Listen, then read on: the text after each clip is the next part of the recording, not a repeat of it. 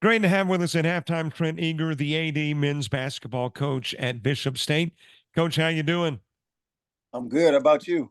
I am doing good. I wanted to get you on the air for a variety of reasons.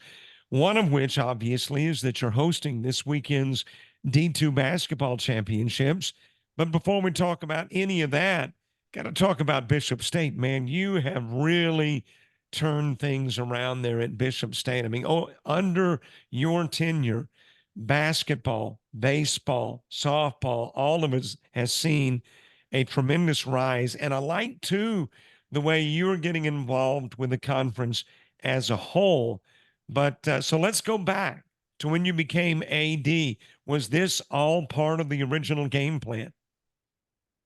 Absolutely. When I took over the job here at Bishop, I knew that, Bishop State athletics just wasn't in a top tier athletic department across the state, the region, or the country in general. And personally, that was a personal challenge of mine to just really revamp and restructure the athletics and turn it into not only a just community brand within the Mobile area, a state brand, but also a regional brand that, when someone hears the name Bishop State, okay, I understand, I know, and that's a well-respected athletic department overall. Why did that challenge draw you though? Because let's face it, a lot of folks, it would scare them off that the reputation or the history is such. It drew you. Why? Because I knew that Bishop State was a gym. It was a lot of potential, and that's what I saw in general. Not just the basketball program, but just the overall athletics. Is in Mobile, which is a thriving city, the largest school district in the state. It's close to everything: beaches, casinos, shopping, everything you would want. And we have three other colleges in the area, so getting the kids here was something that I felt like, if you got the right things and right people in place and put the right things for kids to thrive, I thought that that could really, this what we're doing right now overall. My other programs, my coaches are doing a phenomenal job of getting the right people in place and getting the right things. So that was, my challenge, and that was my vision, what I saw at that time and taking the job in 2016. How difficult is it to multitask? Because not only are you coaching the men's basketball, not only are you the AD, but when you take on these conference tournaments at the end of the year, like you did with volleyball and now with D2 basketball, man, that's a lot of responsibilities. It's a lot of responsibilities. It really is. But the one thing that I wanted to be, excuse me, I wanted to be active. I wanted to be active. I want for our, not only for Bishop State to grow, but our conference to grow and thrive. And I know that every school, every institution, every program is a big part of that. And however I can help the conference, our brand in Alabama Community College Conference grow, I wanted to do that. So the opportunity that we had to host the volleyball tournament was huge. I've always wanted the opportunity to host the basketball tournament. I was always apprehensive as to were we ready in general, but there's a lot of times and a lot of things in life in general. When will you ever be ready? You know what I mean? So Dean presented the opportunity, and I jumped on it, and I'm excited about it. And one thing with being an AD in Alabama in general, or overall, you have to learn how to prioritize and multitask, and really be an extension of yourself in general, because you have so many other programs, student athletes, and everything that depend on you, and also you have so many other things that you want to see to fruition and see get done yourself. I promise our audience we are going to get to D2 in a moment, but there's so much going on at Bishop State. All right, let's talk about first of all, and we'll get to men's basketball, which obviously is near and dear to your heart. Baseball. I think for the first time ever, a trip to Oxford a year ago, and coming into this weekend, I think number two, maybe in the conference. I know it's very early in the year, but obviously that baseball program has been turned around under one of your hires, James Hattenstein. Absolutely. That's the one thing that I really was intentional on was getting the right people in place that could mold kids and lead a program. Um, and I feel like I really got that in James Hadenstein. He's taken over the baseball program and hit the ground running, and has really turned it around in essence, a short amount of time.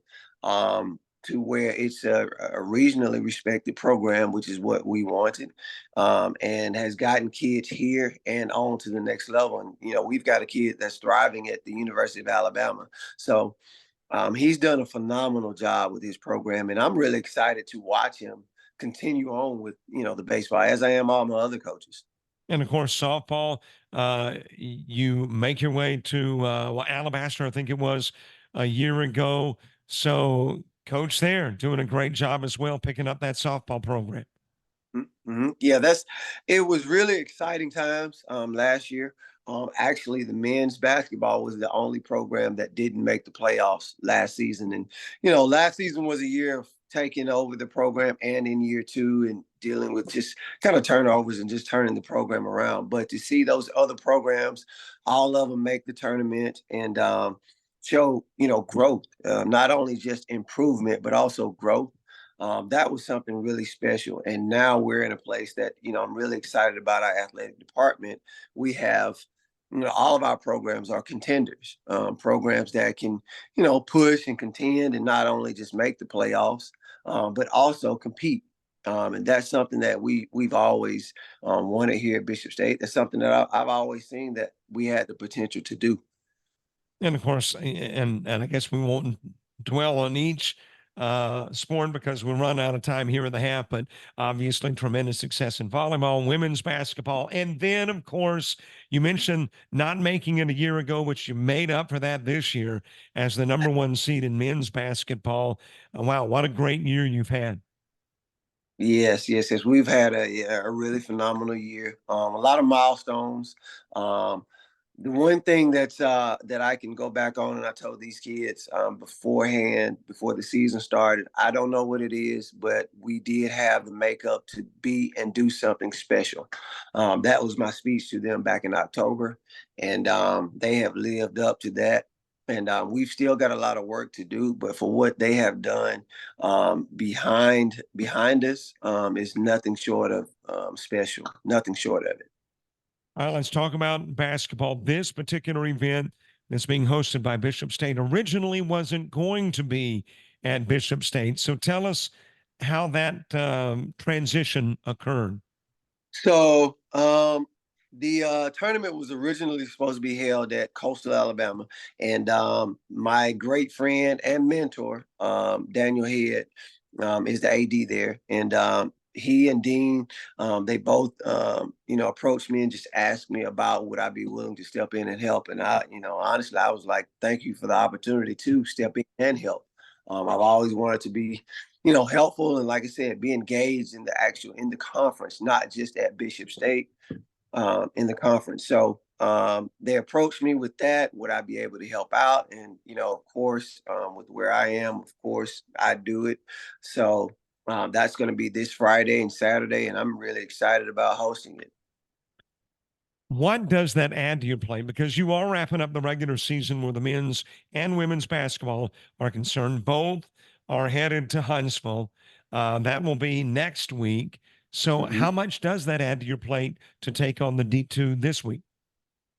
I mean, it adds a little bit of work to my plate. I mean, anytime you put on an event of such, and it's not just yours per se, it's a conference event. You want it to be nice, so you have to make sure everything is laid out. No stone left unturned. Every I is dotted, every T is crossed. So it adds, some work to my plate. I've got some things that I've got to make sure that I handle today, along with the softball game that's going on, and I practice today for the men's basketball.